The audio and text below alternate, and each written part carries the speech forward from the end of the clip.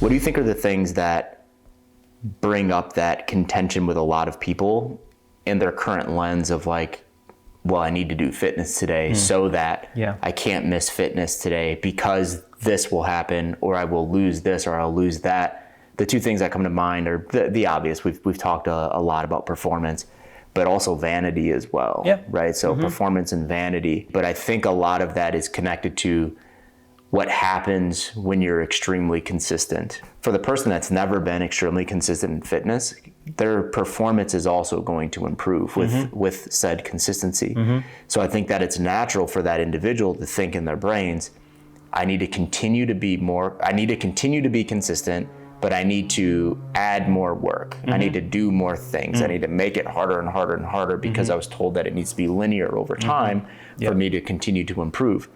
Also, from a vanity or an aesthetic standpoint, with extreme consistency comes really good things that happen from an aesthetic standpoint, right? Especially with someone that's never been consistent. So I think that someone could easily go down those, well, let's call it like slippery slopes, right?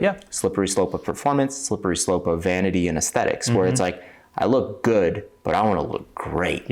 Right? Or I'm performing really good, but I want to perform great.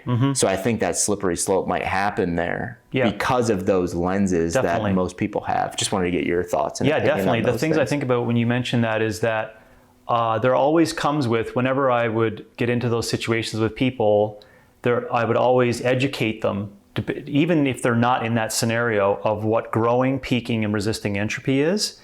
And when they recognize how I describe to them so that it's understandable to them about the max physical potential of a human, it generally makes the second thing that I tell them a lot easier, is that you will morph into what is best for you based upon what the system thinks you need to do to be consistent. Now, that answer is not always met well, right? Because you can imagine the people are like, yeah, but I've been told that I need to be 15 pounds lighter. And I'm basically telling them, no, your penis is going to fall off and it's going to be unusable and you're going to look great and you're ironically going to attract a mate that doesn't want to be with you for the right reason. You know, I go down that road of desire and sex and reproduction and mating and et cetera, because that's what's all tied back to the vanity thing. Society has told you need to look like this. When ironically, you're going to attract and find a mate when you've been consistent on what's good for you forever. Right? So the tie-in comes after where they are. Because if they're 17 and they're like, oh, I've been told that I should be going on the up and up. Actually, it's true. You should be. You know what I'm saying? Whereas you and I would be like, you know, well, I am anyways, like at 50, doesn't, you know, no, right? But holding steady, So you see what I'm saying? I have to educate them on growing, peaking, resisting entropy first.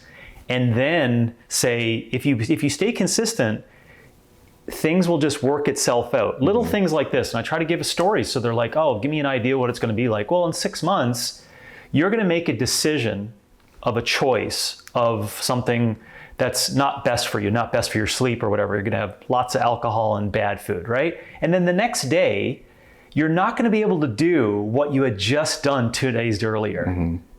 That is going to be a punch in the face to you of a realization that says, if I want to be consistent, I can't do that. It's not, if I want to have a six-pack, I can't do that. Do you see how the behaviors get switched? All because they were consistent in it. And then they allow themselves to like, you know what? I decide to want to drink on Friday night. So I'm like, that's fine. If you can sustain that, it doesn't cause major sleep disruptions. Your kids are not all over you at 6 a.m. on a Saturday morning. You obviously don't have a kid in ice hockey. You know my point. Then over time, that's going to work for you, right? And how you define vitality. And I'm happy for you, right? We could get into the weeds on like, what is progression on your Saturday aerobic work? But I want people to have the spirit that you offered earlier of like, just be creative and think about variety and just get out there and say things like, let me come up with this myself. What's an interesting way I could challenge my family in an aerobic setting, right? Don't be afraid to ask those questions. And if your family is just you and a partner, ask the same thing. How enjoyable this is to do with my parent of a skill that I just picked up of what was just doing sustainable activity in nature. nothing but calories, no conversation of how much calories are burned, how far you see my point is there? That's bring us back to our soul starting point. That's what we want. That's the natural method, is that. Yep. The intentions are correct. There's still an opportunity to learn, but it's done in nature with all these very different things over time. Hey guys, I just wanted to take a second to say thank you so much for watching the video, and to make sure that you don't miss videos like this in the future, go ahead and click subscribe. And I also want to make you aware that we offer a ton of free resources for coaches like you. So to access those resources, head over to CoachRx.app, go ahead and click that free resources tab and explore all of the resources that our coaches have created for you. And to take it a step further and to start implementing those resources into your own coaching practice, get started with a free 14-day trial in CoachRx. Thanks a lot, guys. We appreciate it.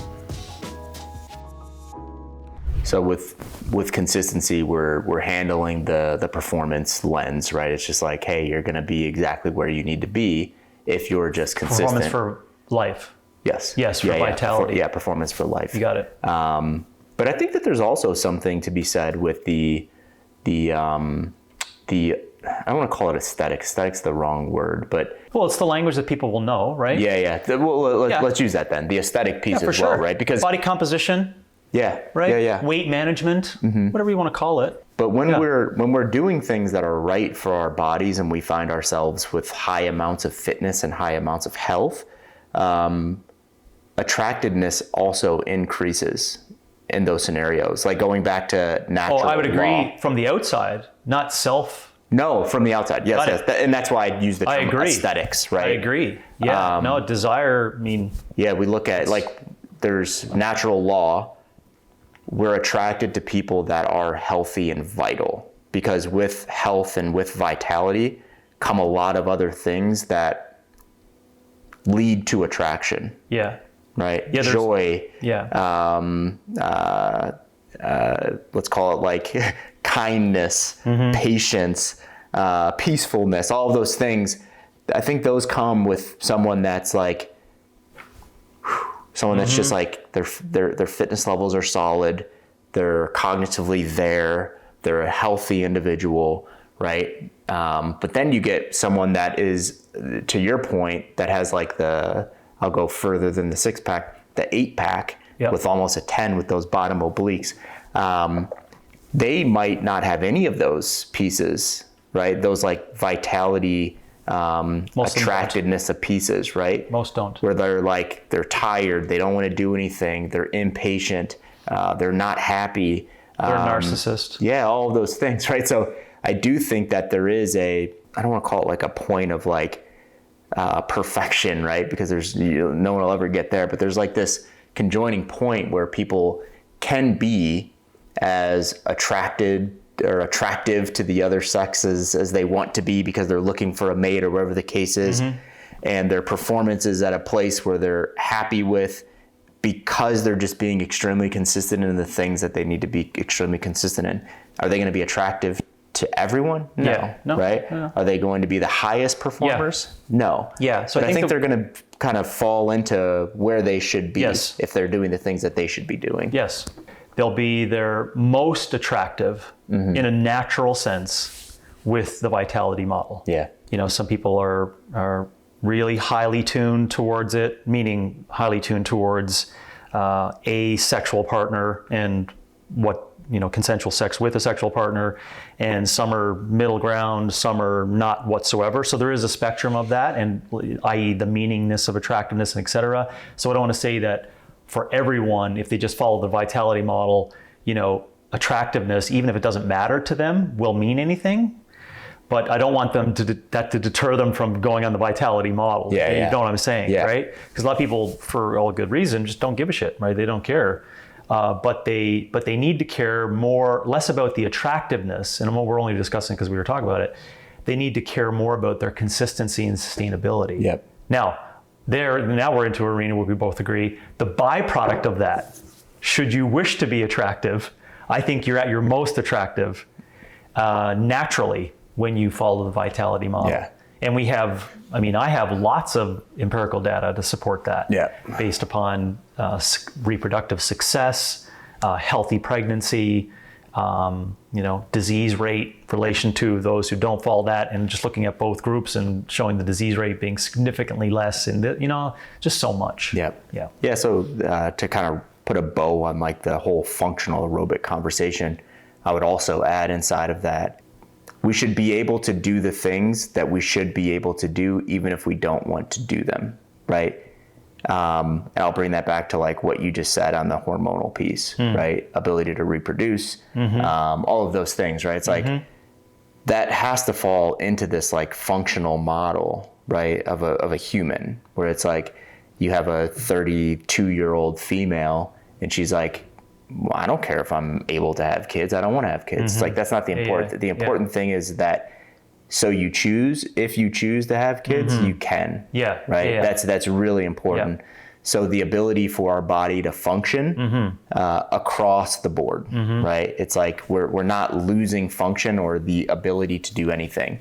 Outside of like, individual issues and disease and stuff like that.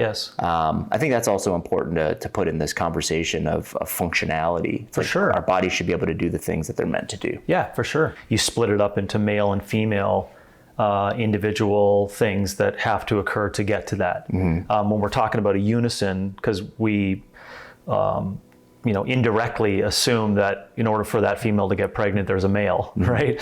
But you do have two differing, setups and systems and things to get to those point in time, right?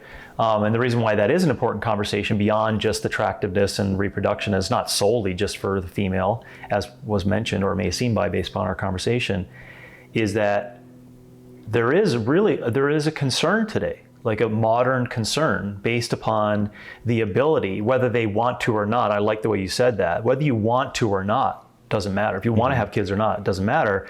But your ability to be able to do it, and each pass on things and to do it successfully, there is a modern concern in that area. So maybe over time we could talk about that and where fitness plays a role in it. Hey guys, I just want to say thanks a lot for sticking around to the end. Our goal in this channel is to create valuable content, one video at a time, and to keep it free. So if you're not already, go ahead and subscribe to the channel, and to continue watching on our channel, go ahead and click one of the videos above. And if you want to keep going and you want to keep digging, you want to start implementing the things that we talk about here on this channel, I highly encourage you to get started with a free 14-day trial inside of CoachRx. Thanks a lot, guys. I appreciate it.